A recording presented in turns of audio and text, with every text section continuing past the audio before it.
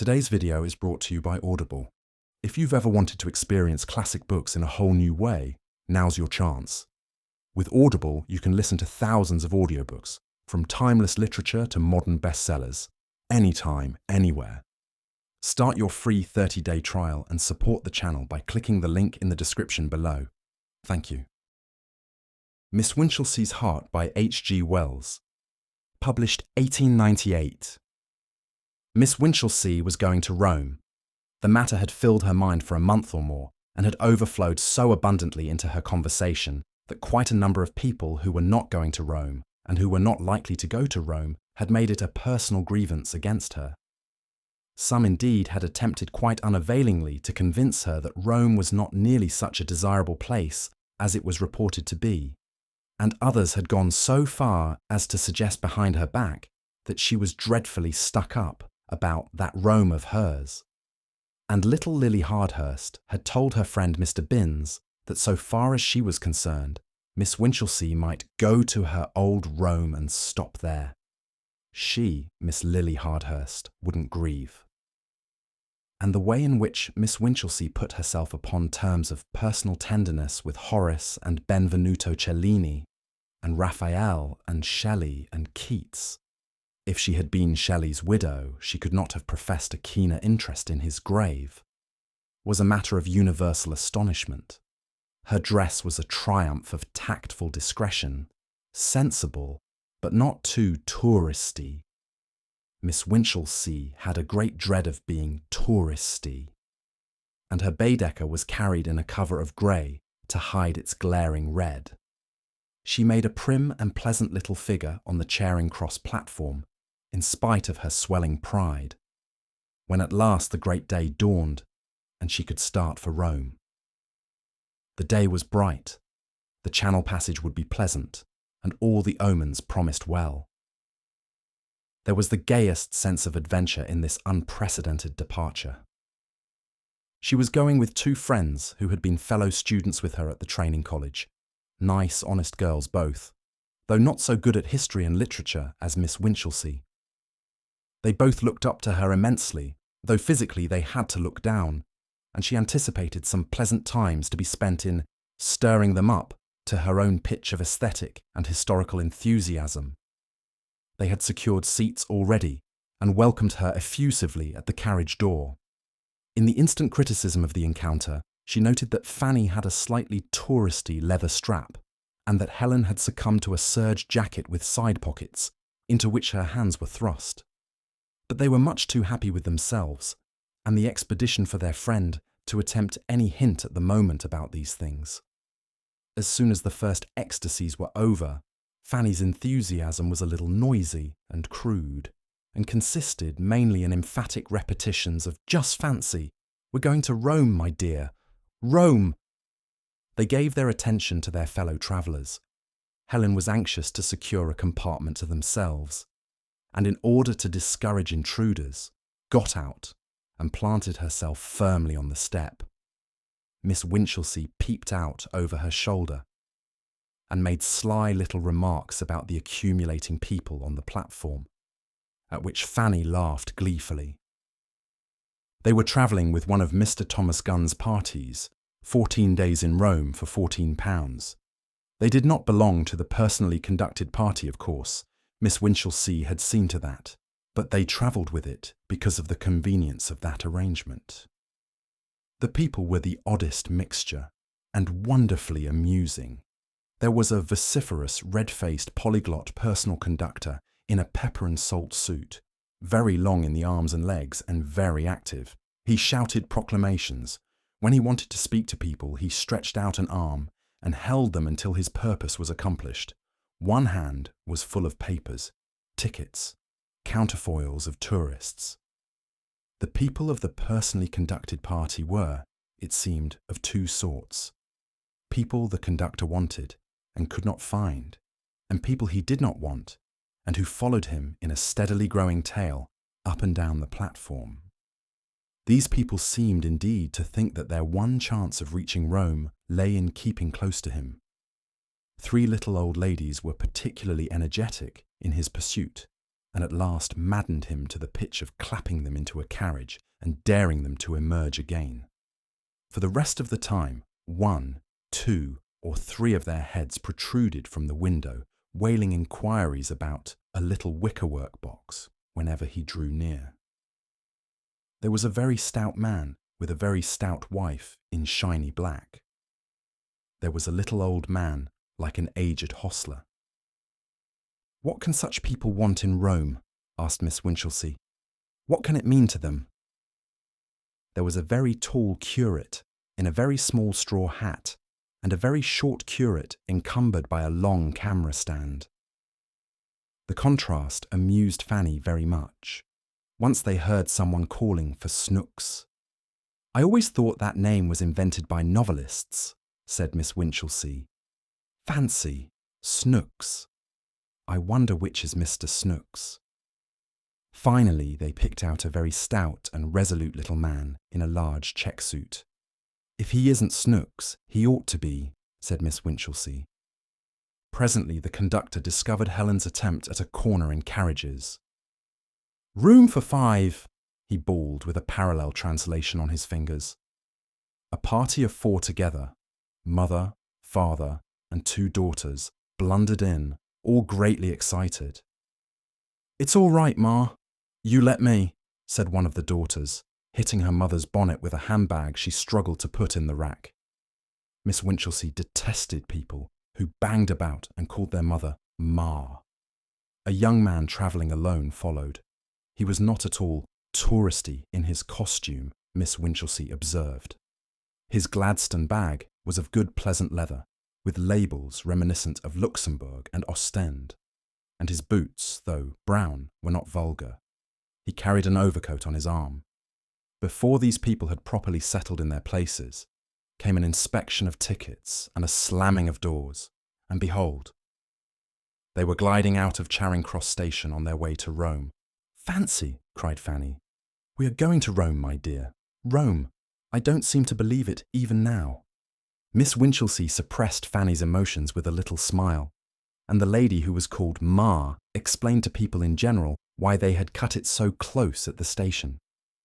The 2 daughters called her Ma several times, toned her down in a tactless, effective way, and drove her at last to the muttered inventory of a basket of travelling requisites. Presently she looked up. "Law," she said, "I didn't bring them." Both the daughters said, "Oh, Ma," but what them was did not appear. Presently Fanny produced Hare's Walks in Rome, a sort of mitigated guidebook very popular among Roman visitors, and the father of the 2 daughters began to examine his books of tickets minutely, apparently in a search after English words. When he had looked at the tickets for a long time right way up, he turned them upside down. Then he produced a fountain pen and dated them with considerable care. The young man, having completed an unostentatious survey of his fellow travellers, produced a book and fell to reading. When Helen and Fanny were looking out of the window at Chislehurst, the place interested Fanny because the poor, dear Empress of the French used to live there. Miss Winchelsea took the opportunity to observe the book the young man held. It was not a guidebook, but a little thin volume of poetry, bound. She glanced at his face. It seemed a refined, pleasant face to her hasty glance. He wore a little gilt pince-nez. "Do you think she lives there now?" said Fanny, and Miss Winchelsea's inspection came to an end. For the rest of the journey, Miss Winchelsea talked little, and what she said was as pleasant and as stamped with refinement as she could make it. Her voice was always low and clear and pleasant, and she took care that on this occasion it was particularly low and clear and pleasant. As they came under the white cliffs, the young man put his book of poetry away, and when at last the train stopped beside the boat, he displayed a graceful alacrity with the impedimenta of Miss Winchelsea and her friends. Miss Winchelsea hated nonsense, but she was pleased to see the young man perceived at once that they were ladies, and helped them without any violent geniality, and how nicely he showed that his civilities were to be no excuse for further intrusions. None of her little party had been out of England before, and they were all excited and a little nervous at the Channel passage. They stood in a little group in a good place near the middle of the boat. The young man had taken Miss Winchelsea's hold-all there, and had told her it was a good place. And they watched the white shores of Albion recede, and quoted Shakespeare and made quiet fun of their fellow travellers in the English way. They were particularly amused at the precautions the bigger-sized people had taken against the little waves. Cut lemons and flasks prevailed. One lady lay full length in a deck chair, with a handkerchief over her face, and a very broad, resolute man in a bright brown touristy suit walked all the way from England to France along the deck, with his legs as widely apart as Providence permitted. These were all excellent precautions, and nobody was ill. The personally conducted party pursued the conductor about the deck with inquiries in a manner that suggested to Helen's mind the rather vulgar image of hens with a piece of bacon peel, until at last he went into hiding below. And the young man with the thin volume of poetry stood at the stern, watching England receding, looking rather lonely and sad to Miss Winchelsea's eye. And then came Calais and tumultuous novelties, and the young man had not forgotten Miss Winchelsea's hold-all and the other little things. All three girls, though they had passed government examinations in French to any extent, were stricken with a dumb shame of their accents, and the young man was very useful. And he did not intrude. He put them in a comfortable carriage and raised his hat and went away. Miss Winchelsea thanked him in her best manner, a pleasing, cultivated manner, and Fanny said he was nice almost before he was out of earshot. "I wonder what he can be," said Helen. "He's going to Italy because I noticed green tickets in his book." Miss Winchelsea almost told them of the poetry and decided not to do so. And presently the carriage windows seized hold upon them, and the young man was forgotten.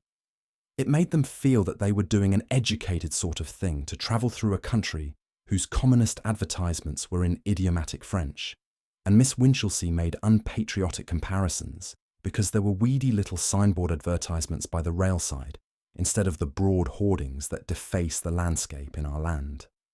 But the north of France is really uninteresting country, and after a time Fanny reverted to hare's walks, and Helen initiated lunch. Miss Winchelsea awoke out of a happy reverie. She had been trying to realise, she said, that she was actually going to Rome, but she perceived at Helen's suggestion that she was hungry, and they lunched out of their baskets very cheerfully. In the afternoon they were tired and silent until Helen made tea. Miss Winchelsea might have dozed, only she knew Fanny slept with her mouth open, and as their fellow passengers were two rather nice critical-looking ladies of uncertain age, who knew French well enough to talk it, she employed herself in keeping Fanny awake.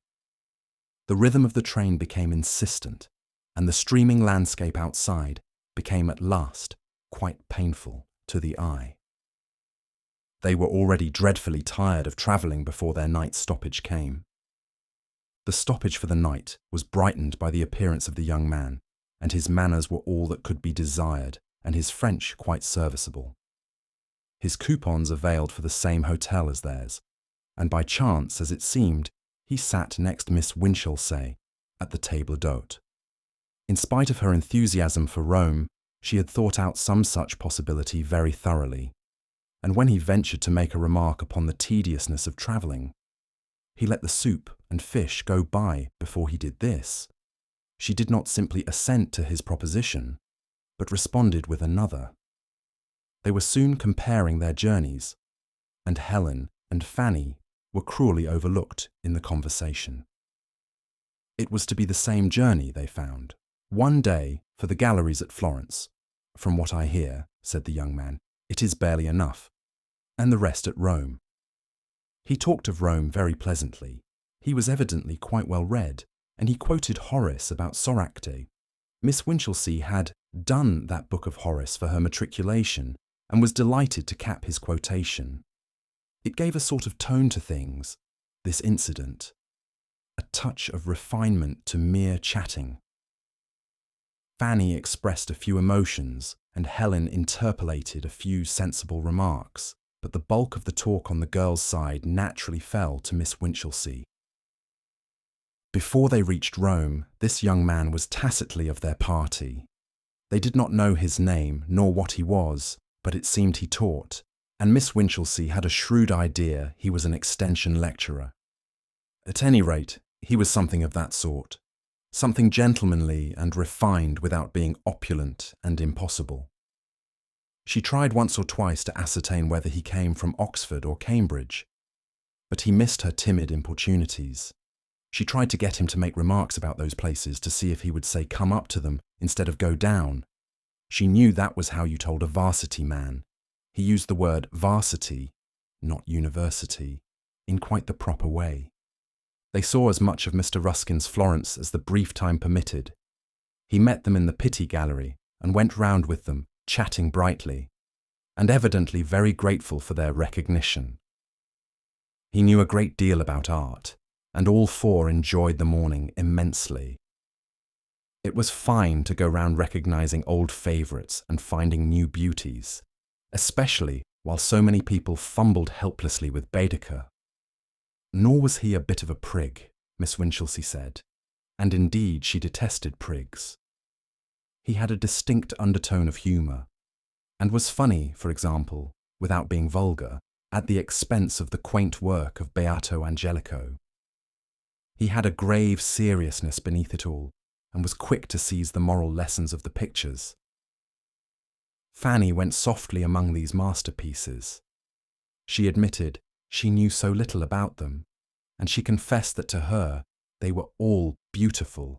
Fanny's beautiful inclined to be a little monotonous, Miss Winchelsea thought. She had been quite glad when the last sunny Alp had vanished because of the staccato of Fanny's admiration.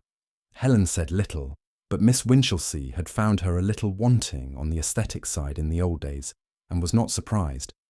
Sometimes she laughed at the young man's hesitating, delicate little jests, and sometimes she didn't, and sometimes she seemed quite lost to the art about them in the contemplation of the dresses of the other visitors. At Rome, the young man was with them intermittently. A rather touristy friend of his took him away at times. He complained comically to Miss Winchelsea. "I have only 2 short weeks in Rome," he said, "and my friend Leonard wants to spend a whole day at Tivoli, looking at a waterfall." "What is your friend Leonard?" asked Miss Winchelsea abruptly.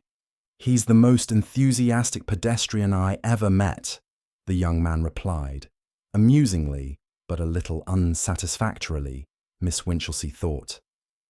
They had some glorious times, and Fanny could not think what they would have done without him.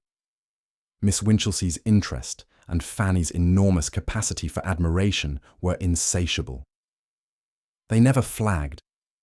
Through pictures and sculpture galleries, immense crowded churches, ruins and museums, Judas trees and prickly pears, wine carts and palaces, they admired their way unflinchingly. They never saw a stone pine or a eucalyptus, but they named and admired it. They never glimpsed Soracte, but they exclaimed. Their common ways were made wonderful by imaginative play. "Here Caesar may have walked," they would say. "Raphael may have seen Soracte from this very point. They happened on the tomb of Bibulus." "Old Bibulus," said the young man. "The oldest monument of Republican Rome," said Miss Winchelsea. "I'm dreadfully stupid," said Fanny, "but who was Bibulus?" There was a curious little pause. "Wasn't he the person who built the wall?" said Helen. The young man glanced quickly at her and laughed. "That was Balbus," he said. Helen reddened, but neither he nor Miss Winchelsea threw any light upon Fanny's ignorance about Bibulus. Helen was more taciturn than the other 3, but then she was always taciturn, and usually she took care of the tram tickets and things like that, or kept her eye on them if the young man took them, and told him where they were when he wanted them.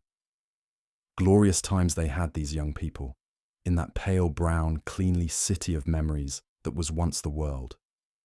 Their only sorrow was the shortness of the time.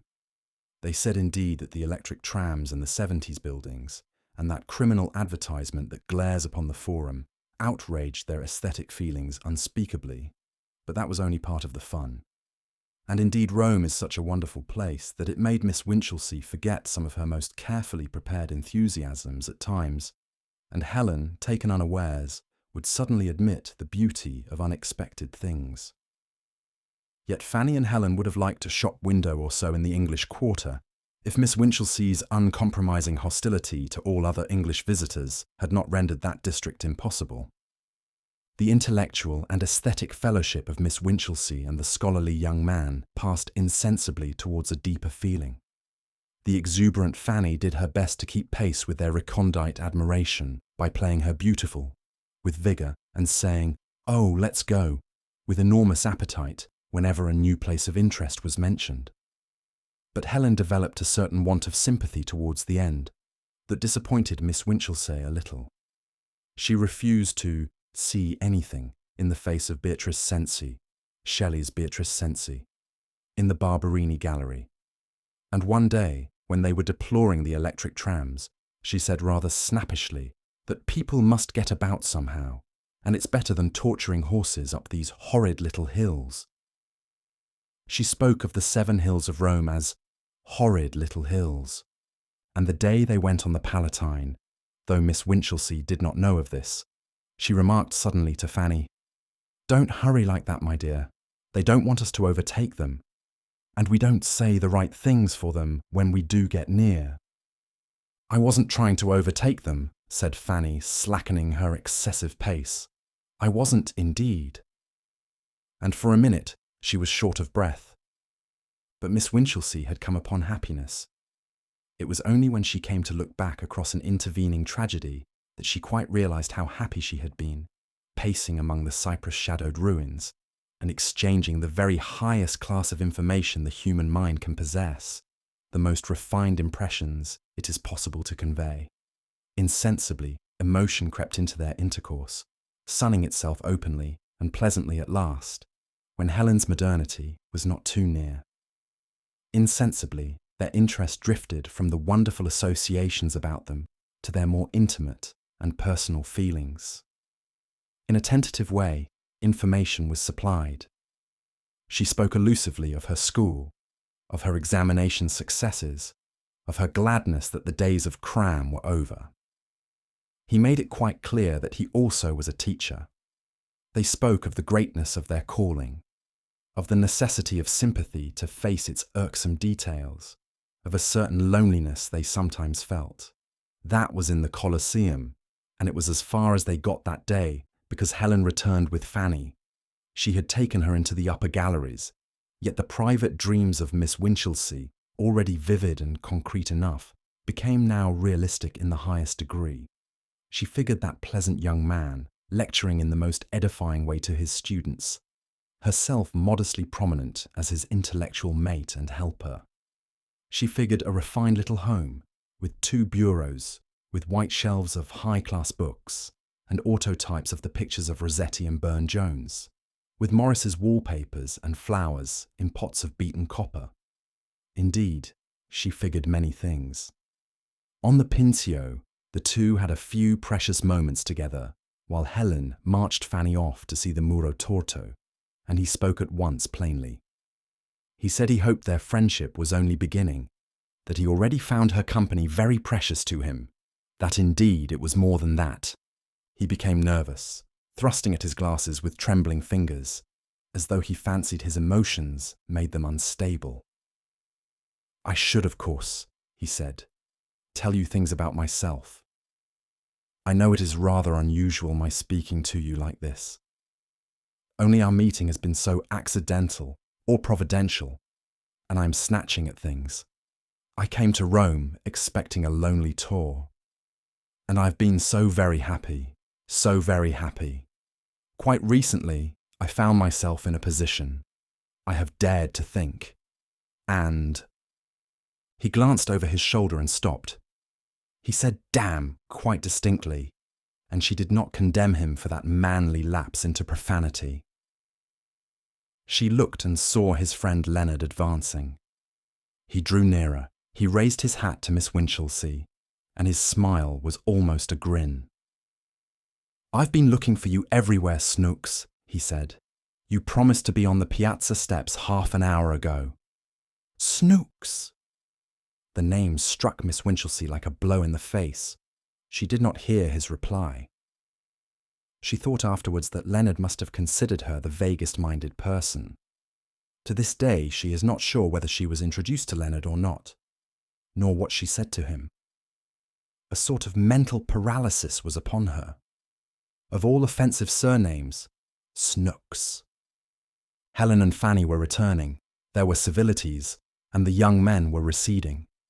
By a great effort, she controlled herself to face the inquiring eyes of her friends.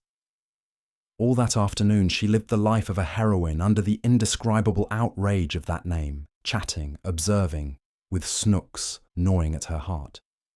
From the moment that it first rang upon her ears, the dream of her happiness was prostrate in the dust. All the refinement she had figured was ruined and defaced by that cognomen's unavoidable vulgarity. What was that refined little home to her now? Spite of autotypes, Morris papers and bureaus. Athwart it in letters of fire ran an incredible inscription: Mrs. Snooks. That may seem a little thing to the reader, but consider the delicate refinement of Miss Winchelsea's mind. Be as refined as you can, and then think of writing yourself down. Snooks. She conceived herself being addressed as Mrs. Snooks by all the people she liked least, conceived the patronymic, touched with a vague quality of insult. She figured a card of grey and silver bearing Winchelsea, triumphantly effaced by an arrow, Cupid's arrow, in favour of Snooks, degrading confession of feminine weakness. She imagined the terrible rejoicings of certain girlfriends, of certain grocer cousins from whom her growing refinement had long since estranged her. How they would make it sprawl across the envelope that would bring their sarcastic congratulations. Would even his pleasant company compensate her for that? "It is impossible," she muttered. "Impossible! Snooks!" She was sorry for him, but not so sorry as she was for herself. For him, she had a touch of indignation. To be so nice, so refined, while all the time he was Snooks, to hide under a pretentious gentility of demeanour, the badge sinister of his surname, seemed a sort of treachery. To put it in the language of sentimental science, she felt he had led her on. There were, of course, moments of terrible vacillation, a period even when something almost like passion bid her throw refinement to the winds. And there was something in her, an unexpurgated vestige of vulgarity, that made a strenuous attempt at proving that Snooks was not so very bad a name after all. Any hovering hesitation flew before Fanny's manner when Fanny came with an air of catastrophe to tell that she also knew the horror. Fanny's voice fell to a whisper when she said Snooks.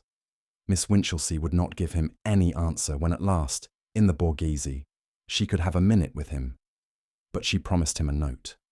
She handed him that note in the little book of poetry he had lent her, the little book that had first drawn them together. Her refusal was ambiguous, elusive. She could no more tell him why she rejected him than she could have told a cripple of his hump. He too must feel something of the unspeakable quality of his name. Indeed, he had avoided a dozen chances of telling it, she now perceived. So she spoke of obstacles she could not reveal, reasons why the thing he spoke of was impossible. She addressed the note with a shiver. E.K. Snooks. Things were worse than she had dreaded. He asked her to explain. How could she explain? Those last 2 days in Rome were dreadful. She was haunted by his air of astonished perplexity. She knew she had given him intimate hopes. She had not the courage to examine her mind thoroughly for the extent of her encouragement. She knew he must think her the most changeable of beings. Now that she was in full retreat, she would not even perceive his hints of a possible correspondence. But in that matter, he did a thing that seemed to her at once delicate and romantic. He made a go-between of Fanny. Fanny could not keep the secret, and came and told her that night under a transparent pretext of needed advice. "Mr. Snooks," said Fanny, "wants to write to me. Fancy, I had no idea, but should I let him? They talked it over long and earnestly, and Miss Winchelsea was careful to keep the veil over her heart. She was already repenting his disregarded hints. Why should she not hear of him sometimes, painful though his name must be to her? Miss Winchelsea decided it might be permitted, and Fanny kissed her good night with unusual emotion.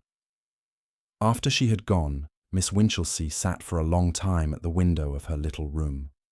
It was moonlight, and down the street a man sang Santa Lucia with almost heart-dissolving tenderness. She sat very still. She breathed a word very softly to herself. The word was Snooks. Then she got up with a profound sigh and went to bed. The next morning he said to her meaningly, "I shall hear of you through your friend."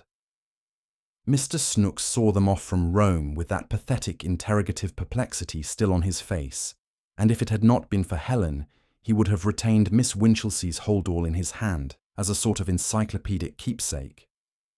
On their way back to England, Miss Winchelsea, on 6 separate occasions, made Fanny promise to write to her the longest of long letters. Fanny, it seemed, would be quite near Mr. Snooks. Her new school, she was always going to new schools, would be only 5 miles from Steelybank, and it was in the Steelybank Polytechnic and 1 or 2 first-class schools that Mr. Snooks did his teaching. He might even see her at times. They could not talk much of him. She and Fanny always spoke of him, never of Mr. Snooks, because Helen was apt to say unsympathetic things about him. Her nature had coarsened very much, Miss Winchelsea perceived, since the old training college days. She had become hard and cynical. She thought he had a weak face, mistaking refinement for weakness, as people of her stamp are apt to do. And when she heard his name was Snooks, she said she had expected something of the sort. Miss Winchelsea was careful to spare her own feelings after that, but Fanny was less circumspect. The girls parted in London, and Miss Winchelsea returned, with a new interest in life, to the girls' high school, in which she had been an increasingly valuable assistant for the last 3 years. Her new interest in life was Fanny as a correspondent, and to give her a lead, she wrote her a lengthy descriptive letter within a fortnight of her return. Fanny answered, very disappointingly. Fanny indeed had no literary gift, but it was new to Miss Winchelsea to find herself deploring the want of gifts in a friend. That letter was even criticised aloud in the safe solitude of Miss Winchelsea's study, and her criticism, spoken with great bitterness, was twaddle. It was full of just the things Miss Winchelsea's letter had been full of, particulars of the school. And of Mr. Snooks, only this much. I have had a letter from Mr. Snooks, and he has been over to see me on 2 Saturday afternoons running. He talked about Rome and you. We both talked about you. Your ears must have burnt, my dear. Miss Winchelsea repressed a desire to demand more explicit information, and wrote the sweetest long letter again. Tell me all about yourself, dear. That journey has quite refreshed our ancient friendship, and I do so want to keep in touch with you. About Mr. Snooks, she simply wrote on the 5th page that she was glad Fanny had seen him, and that if he should ask after her, she was to be remembered to him very kindly, underlined. And Fanny replied most obtusely in the key of that ancient friendship, reminding Miss Winchelsea of a dozen foolish things of those old schoolgirl days at the training college, and saying not a word about Mr. Snooks. For nearly a week, Miss Winchelsea was so angry at the failure of Fanny as a go-between that she could not write to her. And then she wrote less effusively, and in her letter she asked point-blank, "Have you seen Mr. Snooks?" Fanny's letter was unexpectedly satisfactory. "I have seen Mr. Snooks," she wrote, and having once named him, she kept on about him. It was all Snooks. Snooks this and Snooks that. He was to give a public lecture, said Fanny, among other things. Yet Miss Winchelsea, after the first glow of gratification, still found this letter a little unsatisfactory. Fanny did not report Mr. Snooks as saying anything about Miss Winchelsea. Nora's looking a little white and worn, as he ought to have been doing. And behold! Before she had replied, came a second letter from Fanny, on the same theme, quite a gushing letter, and covering 6 sheets with her loose feminine hand. And about this second letter was a rather odd little thing that Miss Winchelsea only noticed as she reread it the 3rd time. Fanny's natural femininity had prevailed even against the round and clear traditions of the training college. She was one of those she creatures born to make all her M's and N's and U's and R's and E's alike, and to leave her O's and A's open and her I's undotted, so that it was only after an elaborate comparison of word with word that Miss Winchelsea felt assured Mr. Snooks was not really Mr. Snooks at all. In Fanny's first letter of gush, he was Mr. Snooks. In her second, the spelling was changed to Mr. Seanox. Miss Winchelsea's hand positively trembled as she turned the sheet over. It meant so much to her. For it had already begun to seem to her that even the name of Mrs. Snooks might be avoided at too great a price. And suddenly, this possibility. She turned over the 6 sheets, all dappled with that critical name, and everywhere the first letter had the form of an E. For a time she walked the room with a hand pressed upon her heart. She spent a whole day pondering this change, weighing a letter of inquiry that should be at once discreet and effectual, weighing too what action she should take after the answer came. She was resolved that if this altered spelling was anything more than a quaint fancy of Fanny's, she would write forthwith to Mr. Snooks. She had now reached a stage when the minor refinements of behaviour disappear. Her excuse remained uninvented, but she had the subject of her letter clear in her mind, even to the hint that circumstances in my life have changed very greatly since we talked together. But she never gave that hint. There came a 3rd letter from that fitful correspondent Fanny. The first line proclaimed her the happiest girl alive. Miss Winchelsea crushed the letter in her hand, the rest unread, and sat with her face suddenly very still. She had received it just before morning school, and had opened it when the junior mathematicians were well under way. Presently, she resumed reading with an appearance of great calm. But after the first sheet, she went on reading the 3rd, without discovering the error. Told him frankly, I did not like his name. The 3rd sheet began. He told me he did not like it himself. You know that sort of sudden frank way he has. Miss Winchelsea did know. So I said, couldn't you change it? He didn't see it at first. Well, you know, dear. He had told me what it really meant. It means Sevenoaks, only it has got down to Snooks. Both Snooks and Noakes, dreadfully vulgar surnames though they be, are really worn forms of Sevenoaks. So I said, even I have my bright ideas at times. If it got down from Sevenoaks to Snooks, why not get it back from Snooks to Sevenoaks? And the long and the short of it is, dear, he couldn't refuse me, and he changed his spelling there and then to Senox for the bills of the new lecture. And afterwards, when we are married, we shall put in the apostrophe and make it Senox. Wasn't it kind of him to mind that fancy of mine, when many men would have taken offence? But it is just like him all over. He is as kind as he is clever, because he knew as well as I did that I would have had him in spite of it, had he been 10 times Snooks. But he did it all the same.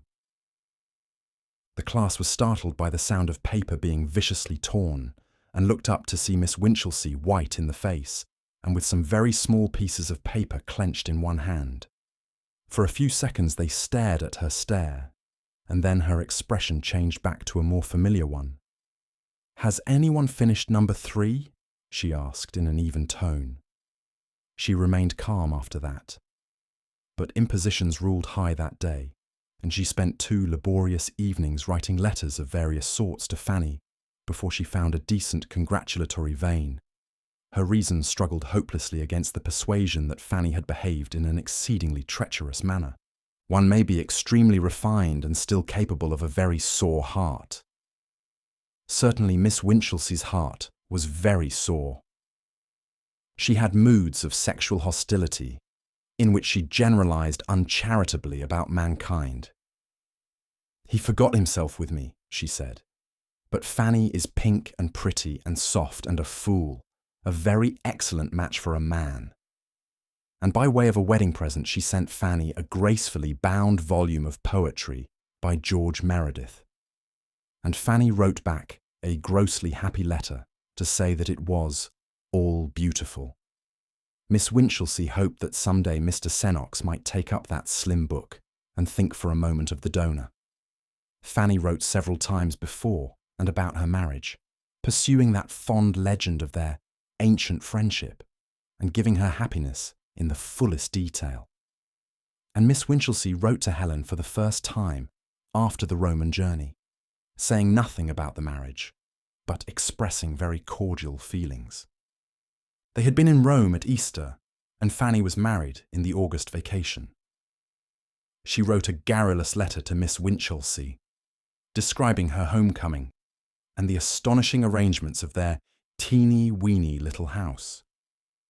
Mr. Sennox was now beginning to assume a refinement in Miss Winchelsea's memory out of all proportion to the facts of the case, and she tried in vain to imagine his cultured greatness in a teeny-weeny little house. "I'm busy enamelling a cosy corner," said Fanny, sprawling to the end of her third sheet. "So excuse more." Miss Winchelsea answered in her best style, gently poking fun at Fanny's arrangements and hoping intensely that Mr. Sennox might see the letter. Only this hope enabled her to write at all, answering not only that letter but one in November and one at Christmas.